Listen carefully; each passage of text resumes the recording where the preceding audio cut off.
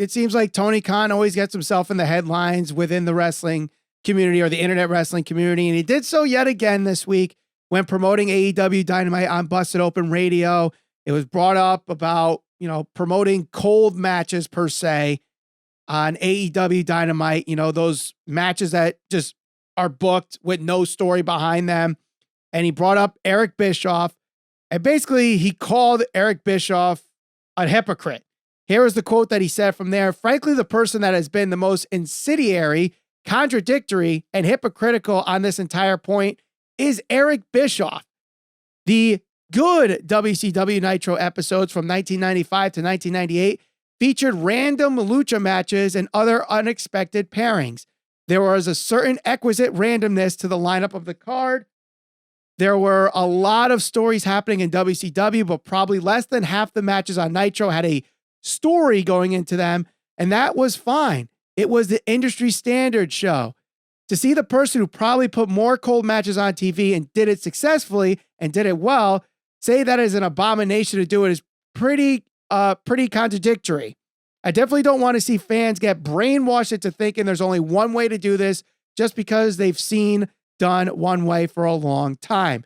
So this kind of goes back to what you were saying, Ralph, about people want stories. The stuff with CM Punk and the Elite, people are going to talk about from years and years down the line, but there are going to be matches that people loved on an episode of AEW Dynamite, and then like 2-3 weeks later forget about because there was another great match on AEW Dynamite, but they're just matches. There's no story behind them. Yeah. But yet people are talking about, for example, the storyline with MJF. That's, they're talking about the Acclaimed and the whole Scissor Me Daddy thing, not necessarily the matches that they're having. I get Tony Khan's point that there are more than one ways to book a wrestling show and a wrestling promotion, and you don't necessarily need these long, exaggerated stories with every single match. I think where his problem is, and you kind of brought this up too, is he caters sometimes too much to the internet wrestling community, and they just book these matches like Jon Moxley versus Minoru Suzuki. Oh my God, this is a great thing.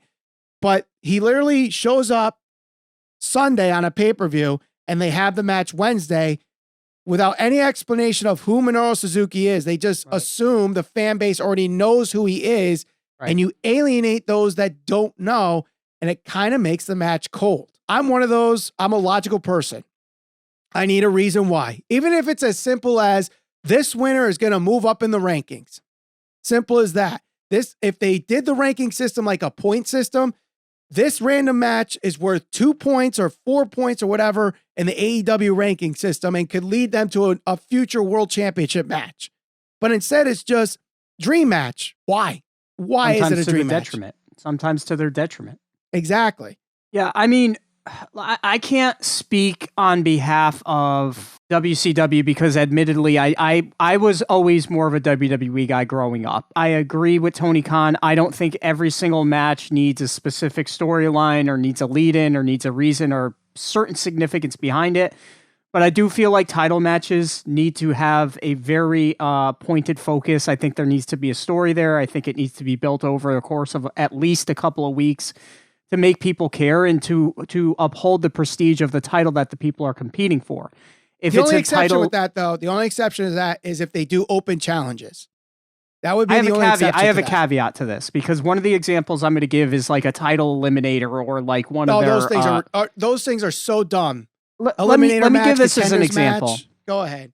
So this is something that Tony Khan does frequently, and WWE just did this last night. And if they don't use Emma upon her return, and we might talk about her correctly after the match she had with Ronda Rousey, I will be critical of them very much the way I'm going to be critical of Tony Khan right now. The match that Jon Moxley had with Mance Warner. Mance Warner came in. They did a little 2-minute video package, I think. You may have missed it if you turned away for a couple of minutes and weren't paying attention.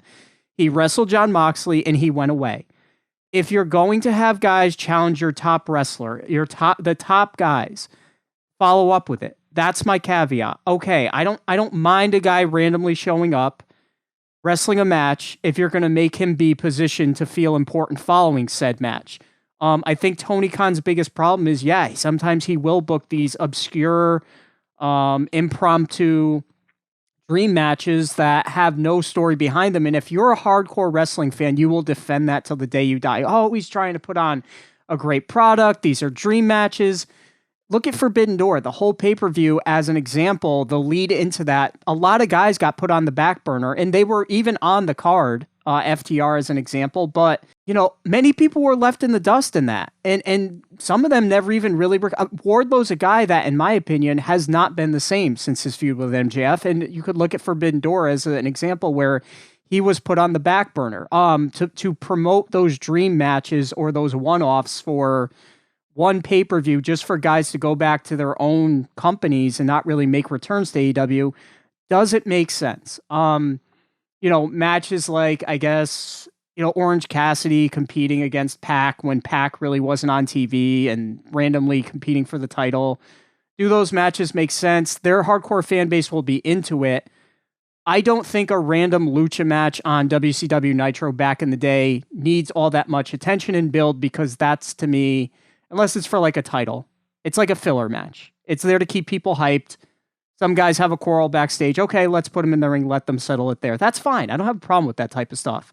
But anything that's going to involve Moxley, titles, the Acclaimed, anybody that's a champion, there needs to be a full thought out story there. And I just think sometimes Tony Khan has a tendency to just throw guys together and say, hey, it's a dream match. Doesn't need build. I don't agree with that.